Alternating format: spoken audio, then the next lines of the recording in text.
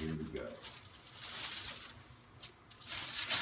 Alright, so these characters are always floating around in my head and they get repeated and repeated, you know. So, for example, I knew I wanted to try, you know, Uncle Wayne, alright, in a print. I wanted to see what that was like. So, before I came to the studio, I cut out off of that, you know, the Reeves paper, I cut out this character and this is what I had. So we figure out the background color. I'm in love with this yellow-green kind of thing. And that's one color, all right? And that's, I think the whole dang thing is laid out. And then I go in, and I've already got this character cut out. I go in and do a little pink and do a little white.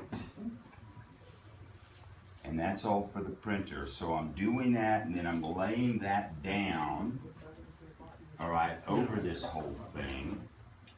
We're running that through the press. I'm pulling this baby off.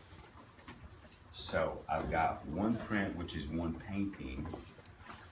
Then I've got another painting, which I'm going to collage onto a wood panel and paint that around.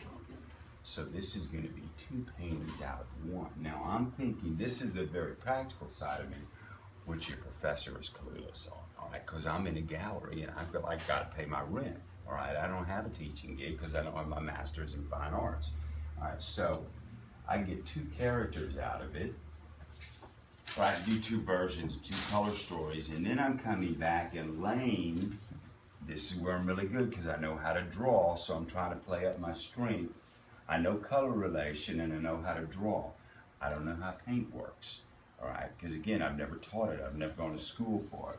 So I'm kind of feeling my way around and kind of faking it. But all of that then gets layered over. What I really like, and you can feel it on these, I love the way, for me, when I cut these things out, whether it's letters, characters, whatever, I think you can see it down here on, you can feel it. Right, where these figures cut almost in size and give you these razor sharp lines into the paper because you're running it through the press. All right, so that gets me all hot and bothered, that extra dimension to a print. All right, and then I start layering it over. When the ink dries into the paper, I love these saturated colors, and very seldom does it dry saturated enough for me. So I'll go back and almost tint it with either an oil wash or an acrylic wash, all right? And then that lays into the paper and it starts to really saturate the color. It's very labor intensive, but it really does give it, you know, a real depth. And then I'll layer soft pastel or China marker oil pastel, or, you know, lots of times I'll come in and change a slight color kind of thing. This was a darker pink. Whiten it up with some gesso. So that, you know, that gives me that. Now, here's another. If you're headed down a path where you actually want to make a living as an artist, you can take my word for it, because this I do know. You know, I know how to sell art, and I know how the gallery system works, which is an antiquated, really frustrating system to work in. So, I now am selling these. I started selling these at like $300 3 years ago. So now I'm selling them at $1,000. I just sold her again on the phone yesterday for $1,000 off of my Facebook page. So I could sell this unframed for, we know, $1,000. Really normally about $800 out of the studio. If I'm selling it through the gallery, I of course am only getting $400, and the gallery's getting $400. So fortunately, I've got a nice little studio business going, all right?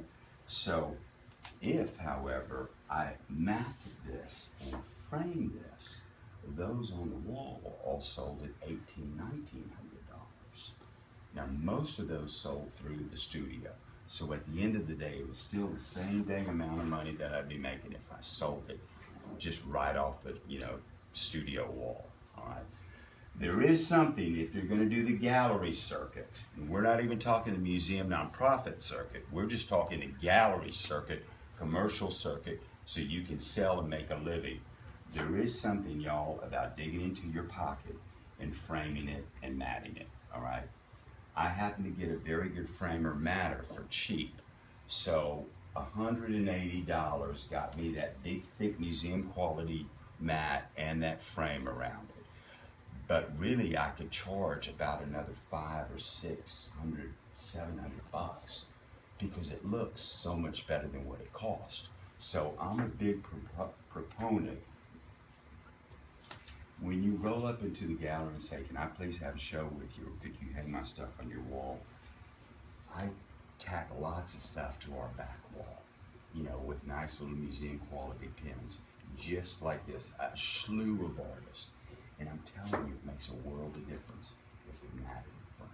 You can get a buttload more money for it. You've got to spend a little, but I'm really, you know, I strongly advise that.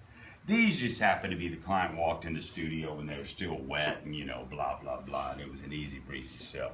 So this actually gives you an idea. All of those things in back, if it were me, they wouldn't be intense enough for me. All right, so I would be taking them off. Most of them, I looked at them yesterday. Beautiful, fine, plastic, great prints. All right, all of them had interest to me.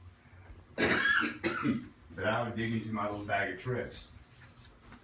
All right, some gesso, some spray, you know. I'd dig into my oil pastels, and I'd probably be slapping, you know, an outline around I bleed, you know, and popping some color on that, or I'd be taking a black china marker, or what the hell, I'd take a white china marker, you know, roll all over it. And then realistically, I'd probably take that and mount it onto a panel with some kind of archival glue. I just use Liquitex matte medium. And instead of a $200 print tacked to the wall, I'd call it a painting and charge $800. You know, so. Yeah, right? Well, I was just telling them how they can maximize their money on their prints if they want to make a living as an artist, which is a brutal, hateful little business, and I don't suggest it to anybody. All of this stuff.